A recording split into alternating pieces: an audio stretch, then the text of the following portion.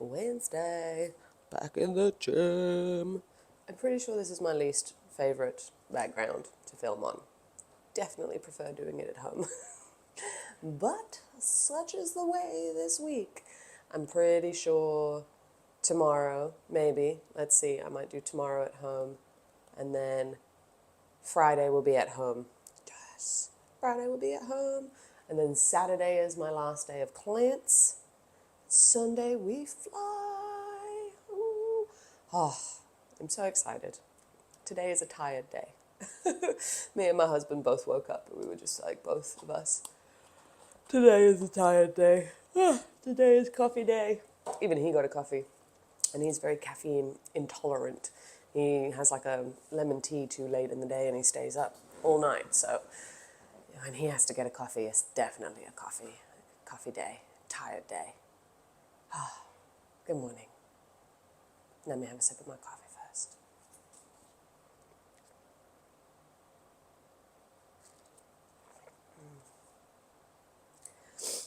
I can't believe it's been almost 2 months, 3 months now since I started at the gym. I'm going to say it again, but I also guess this is going to be the fun part about doing these videos and having this as the proof, I guess, or the breadcrumbs. Because ideally, when you're looking back at any creator, if you scroll back long enough, if they haven't deleted the shitty reps, you can follow the breadcrumbs. You can see where they were to where they are, and you can see how much they've had to grow into this person. And the confidence, the like the demeanor, you can't fake that. Well, let me take that back. You can fake it to a point, and it feels very believable if you yourself haven't done the confidence training or the confidence practice or taken the time to discern your values and discern what you stand for and what you will and will not tolerate in your life, in the way people treat you, in the way that you do things, in the way that you run a business, in the way that you build, in the way that you grow. I think it still blows my mind how many shoulds get pulled in along this journey, and how, again, because usually coming to it, the desperation is there needing to be on the income. And so there always feels like there's this weird, I need it more for me than I need it for you. And it has to get to that. I need this more for you than I need it for me. Painting update. I finished it yesterday. I finished it. I spray glued sealed it. Now I've got to resin seal it today. And then I'm going to let it dry for 24 hours, 48 hours. I'm going to post it on Friday when I come in the afternoon. It's going. It's done. Oh my goodness. It's taking its sweet ass time. But again, even with that, right? Like, nobody knows that it was being done. Nobody knows that there was a deadline. Nobody knows that there was anything else. So my own angst against that only hindered the process. It didn't actually help. So again, there's this weird push-pull that comes when you become or want to become a content creator, or you want to, it's not even becoming a content creator, it's when you want to use content to build an income online. Technically, I guess then, yes, you become a content creator in that sense, but I still always view this as marketing. So the content is not the job. The job is the job. And building the job and building the content around the job, I think that's also where it's difficult when you come into this, because there are ways to create content, to layer it, to build your own job. So that in that sense, the content is the job. But then there's also jobs where you have the job and the content is the marketing. of said job, which is also still a job to do, but it is not the job. And I think this is always the hardest part when people do suddenly turn around and decide to put their attention onto marketing. They make it a job, but they make it a big job. And then sometimes they forget to do the job. And then they get annoyed at the marketing job, which gets them annoyed at the job when they didn't need to be annoyed at the job in the first place. They wanted to do the marketing to have more time to do the job or more time to work on the skills that they've also stopped doing because now they're getting clients for the job instead of actually doing the skills for the thing that they enjoy, for the clients, for the job. It's amazing how much is backtracked onto needing the money and things having to happen before the money comes in. I don't know. I'm trying to explain that weird thing that has to happen where it's that Shoshana thing again that she said. It's the full commitment to the reps and to the process and the full detachment from the outcome. And that is so difficult to do when you are giving yourself tight time frames, or you are putting the pressure on yourself that this thing has to work, this next thing has to be the one, this next project is the thing, this one is the winning and be all. And like, I think I've even done that to myself over the last few years and shot myself in the foot. It's that, again, it's the feeling like there's this one thing that's going to solve it, when it is never one thing. Never. And that's, again, even with the growth, I'm doing this because it's the 3 buckets again, right? Your mind, movement, media, your mental health, your physical health, your soul health. These are the things that have to start working in tandem. Then also the 3 pillars of people you need in your life. You need the mentors, you need the peers, you need the people below that you're helping. But the problem is as well, I found myself in this position for a long time, is that I was allowing the peers around me to be too much of an influence on what I wanted. I had to get quiet. I had to go solo. I had to go dark. I had to spend time away from others, and even then I was still being dragged through this and that. It was when I think the hardest one was the agency, because that was more of my it was supposedly more of my decision making, all right? Except the dynamic that I came into that business with was, we were partners, he was the boss. Because he also had all his name was on everything. He had the stakes. I was earning sweat equity as we built, which again, I definitely feel like I was riddled out of something. Anyway, besides the point, moving on.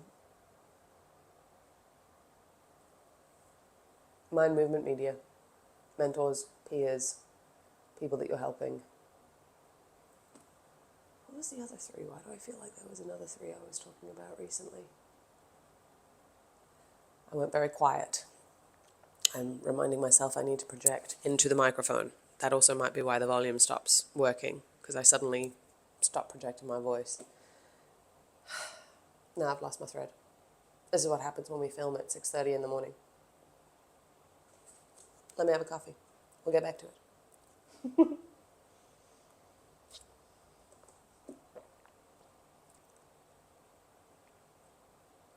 Because, even with the training, if you go gung-ho on one thing, usually that's when you end up with a strain injury.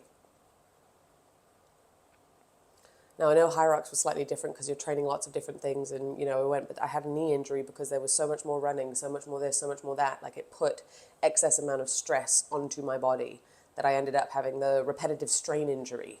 And I feel like that's a very similar analogy to what happens with the hustle sometimes. If you haven't programmed in your reps, or if you're not following a training program, or if you're trying to squeeze in too much training before an allocated time, like, it just gets to a point where there is physical limitations or impossibilities in terms of saying, I'm not going to go from 0 to running a Hyrox Pro, women's race in 7 days. You could probably get yourself through it. The state you'd be in on the other side is a whole nother thing. But I think something I've had to work with a lot through this journey, because I struggled with my own motivation and my own accountability. I realized very early on that I would be accountable to other people. But the problem when that happens is that you then put yourself in a position where you are always putting other people first, or you are always working on other people's stuff, and it becomes a distraction. So I remember where I realized that I had to start flipping that for my own gains, I guess. This was where I'd first started to move back enough to realize that I needed to start gamifying and parenting myself, in a sense that when you have a goal and you want to achieve something, doing everything other than that and then getting annoyed that you're not hitting your goal is insanity. And I think that's where the entitlement comes in to a lot of this. And that's where I feel people get very quickly stuck in the planning to plan phase or the busy being busy phase without realizing that the reps that they're doing are actually not pushing them forward to the goal that they've set for themselves. It also doesn't help when you set yourself a goal and you actually have no idea how to put that into physical day-to-day practice. That's why I've always joined accountability groups, or I've always thought of my skill set as a broader picture. So say, for example, when I came out of the marketing agency, when I told my business partner I was stepping back from that, I was doing the graphics part-time, but I needed to get a new little part-time income, and I didn't want to just do it in the same skill set that I'd been honing for so long, because I still hadn't figured out how to charge for those services in a way that I was comfortable charging, because I was self-taught as well. So much doubt. So much fear, so much doubt, and I forget. Like, I always just figured it out on the job anyway. Like, I proved that to myself so many more times than I even allowed myself to realize, which again annoys me sometimes. But everybody has their lessons in their own way. Mine is very slow, and I dragged myself through the mud. It's amazing. It's amazing what we could do to ourselves. And when you're in that mindset, you think you're doing the right things. It's fucking hilarious. I mean, case in point. And look, this was one of the funnest weeks we had. But I remember many, many moons ago when me and Sam were doing the Howard Sisters stuff, and we'd moved into the network marketing side of things, and we were building the Your Health supplements alongside numerous other things that we were doing.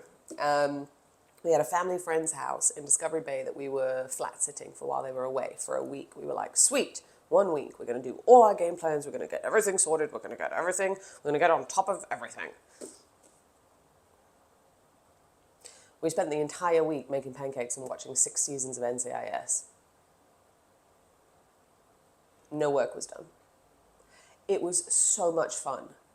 But now in hindsight, looking at it, this was the problem that we were doing. We were planning, and then we were taking pauses. We were saying we were going to work and then resting and doing other things. So our bodies still felt like the work was being done, or not even that the work was being done. It's just we felt like our attention was there, which means we were wasting energy on something that then wasn't even happening. You know, it's that whole, if you're taking a rest day, rest. Like, it doesn't help to sit and feel guilty about resting and feel like you should be working, but then not doing any work, so not getting any work done, but also not resting because you feel guilty for not doing any work when you actually need to rest, and you know that resting will help, but it's that. And I think that's what we do with our energy the whole time. It's misplaced. It's sitting in the wrong thing. And instead of us in between these things allowing us to regather, we let it just seep into all these things. It's the 15 unopened tabs that you have in your brain that you haven't written down somewhere, or it's all the, what are they called, open loops or open things. I remember having a lovely chat with one of my friends. This was, again, a few years ago as well, but it's that, just that closing the loops, you know, sometimes when you feel like you're coming to the end of a season, it's like, just finish a couple things so that they're moved on, and there's not this trickle of energy that's like connected to suddenly all these scattered different things that have a little piece of you that don't allow anything else to be here. And then in the interim bits, you're not able to gather your energy back to then actually put it fully into the next project. Sahil Bloom's energy calendar opened my eyes. I've never really tracked it properly because, again, I struggle. I struggle with the list. I realize I grew up in a list family. Mum and Sam were very much lists. Write the list, have the things, do the things. My list has only ever been a couple of things, and I know what I need to do. And if I spend my morning writing my list, that is me thinking I have done my stuff because I did something. I had to come to the conclusions that it was more detrimental to me to spend some of that time planning at a certain point, because I'd been doing it so often. I was writing the same damn list every morning. That was my thing. I would be waking up, I'd be writing my list, and then I would not do it. And then I would give myself a hard time. And then I would procrastinate, or I would go and do research, and that's scrolling. That was scrolling, not research. I think it's hard. It's hard when there's no target, but at the same time, you don't want to just pick a target. You get to actually build the target backwards. I don't know how I'm trying to explain this.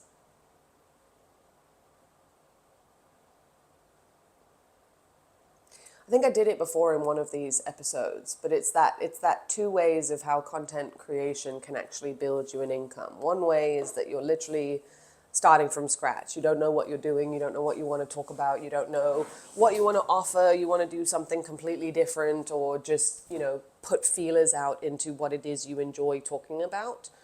Putting out content to then start seeing what comes back is the first step, and what you enjoy actually writing about. And as a personal brand, the 3 pillars you get to write about: mind, movement, media, your mental health, your physical health, and your creativity, your expression, what it is you're here to bring to this world. And if you don't know what it is, I remember learning the first couple of, I was talking about earning a high income skill. Anyway, I'll come back to that in a second.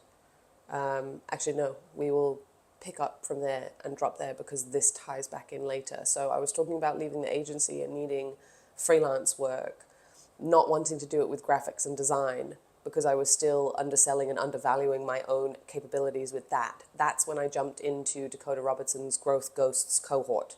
All right, that's when I learned how to do ghost writing as a profession so that you could sell that as a service. I realized immediately I still didn't want to be the service provider, and I was even more scared of doing it in a brand new domain that I just didn't have enough of an interest in.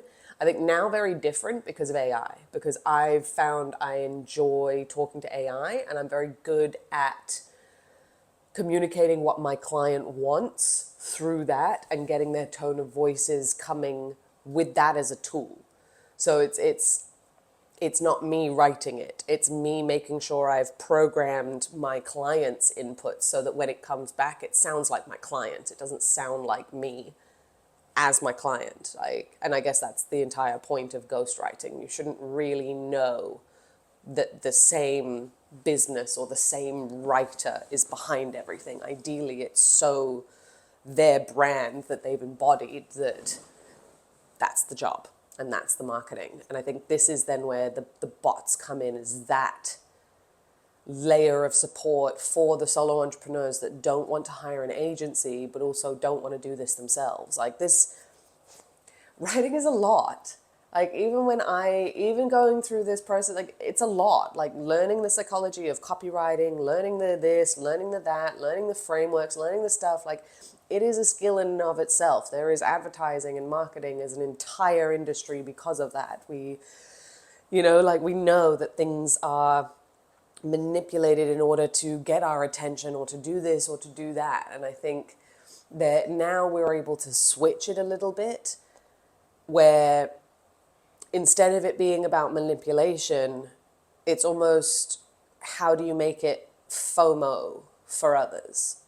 Where my ethos with my clients and you know, even the mentors that I've seen now as well, and that I take the words of advice from, it all comes back down to how can you be cultivating an environment and be doing work with your clients that is so exciting for them, so fulfilling for you, that you just want to shout it from the rooftops. That's the marketing element. And it brings it back to the real life, and it completely takes out the entitlement thing, because you don't get to have the results of the reps that you don't put in with this type of stuff. I don't know, maybe with nuances, it's a bit different if people, I feel like it's just so shitty, this whole AI churn money out like crap wheel that is building. And again, maybe it's going to be short-lived. Maybe, I don't know. I mean, if you're fine with quick money and you want to do it, do it. Pfft, I don't know. I just feel like the quick money can come if you line up the other things correctly. And you actually feel like you can stand behind it and promote it and be proud of it. Like, yeah. I mean, I've had this conversation with one of my friends here, Jake, about this before. I was like, we know the drill. We know the shit PDF drill. We could do it if we wanted to, but why? Why would we do it with a shit thing than actually build something that we think might help, that could be a stepping stone into something else? And then this is, I guess, where I've also broken it down for some of my clients, where it's like, don't do something that is actually towards the bigger picture. Just do something that's a little fun and a little frivolous on the side, or is just a little creative idea that doesn't have to have legs to stand on or last past its first launch or iteration, just to get the ball rolling and get that momentum moving.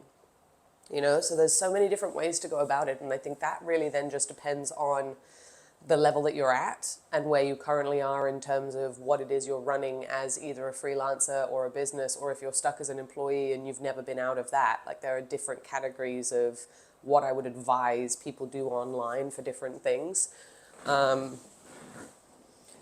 Yeah, nuance, man. But again,